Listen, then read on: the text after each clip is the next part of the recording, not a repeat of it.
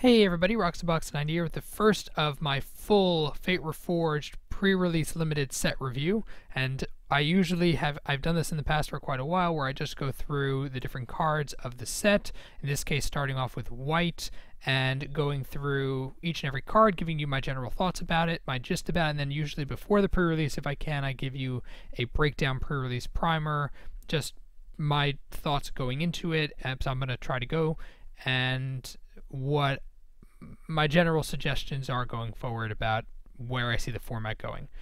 Anyway, starting off with the white, Soul Summons, 2 for a bear that can potentially unmorph, which seems pretty solid. I would definitely run this card at the 2-drop range, maybe even run a couple of them, especially that morph does exist, and the fact that it also it manifests works on its own. Solid card.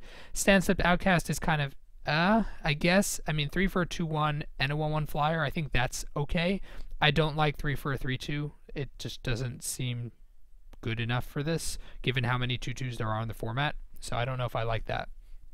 But I think a 2/1 and then a 1/1 flyer, if you're trying to work a little bit with bolster and such, I think that could definitely work.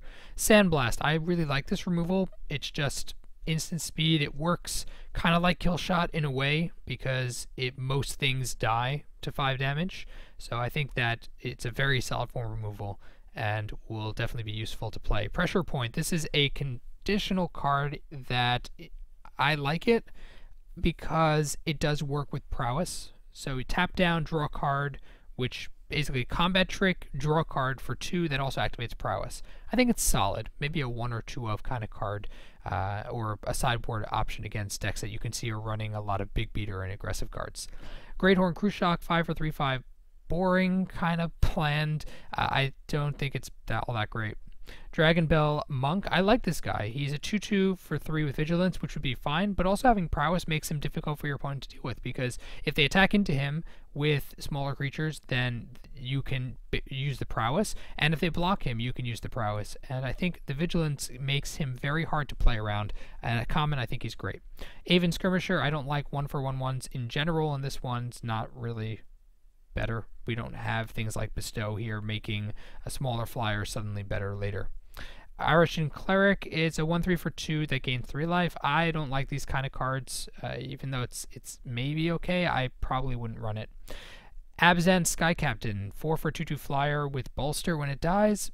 It's okay. I mean, 4 for 2/2 flyer is fine, but we've seen things like 4 for 2/2 flyer with First Strike, Razorfang Griffin, which is much better in my opinion, and it didn't really do super well, so I don't know if this one's going to be that much better.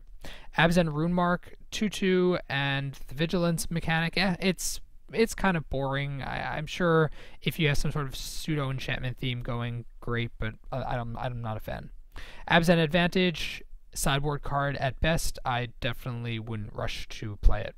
Valorous Stance, as I mentioned in my spoiler, it hasn't changed. This is one of the best, if not the best, removal and uncommon removal form in the set. And in white, 100%. It's just so powerful, giving you flexibility of combat trick, giving indestructible to prevent removal, destroying the biggest creature your opponent has. So many good things about it. It's amazing. Wardscale Dragon is a big flyer dragon that they can't remove with a bunch of the removal in the set because you have to hit it with instant speed removal during combat, and it also prevents them from playing combat tricks. It's a great card. What can I say? Wandering Champion. It's not that great. It's not that great. It's okay. It's not great. Sage's Reverie. It does cantrip, and if you have enough auras going on, sure, but there's not a huge amount of auras to make it something that's going to be easy to work with. I think it's better in Commander.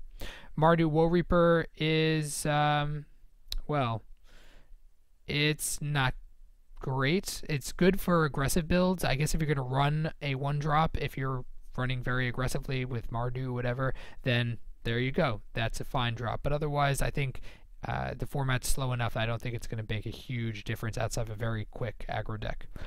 Lotus Eye Mystics, prowess again, and you have to be having enough enchantments. I guess as a utility it's okay, but I wouldn't run a lot of it.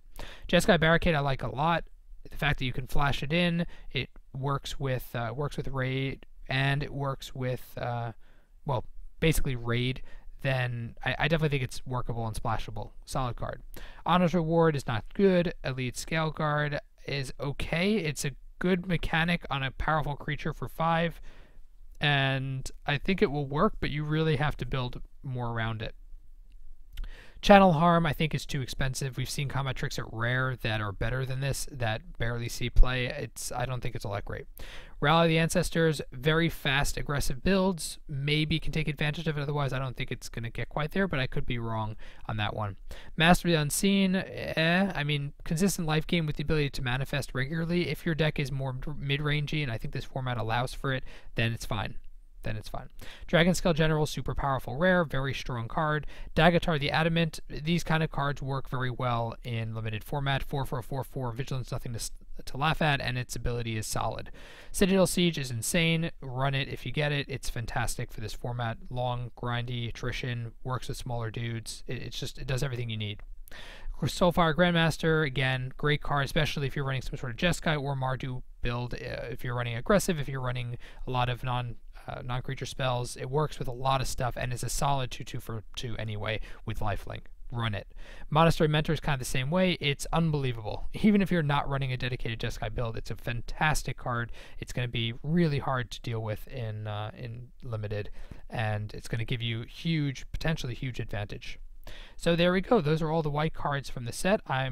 Hope you guys enjoyed. Please let me know your own thoughts about these cards down below in the comments section. And if you enjoyed the video, tap the like button. If you're new to the channel, check it and subscribe. I'll keep pumping these out for you throughout the week. So stay tuned. And as always, Roxabox90 signing out. I'll see you guys next time.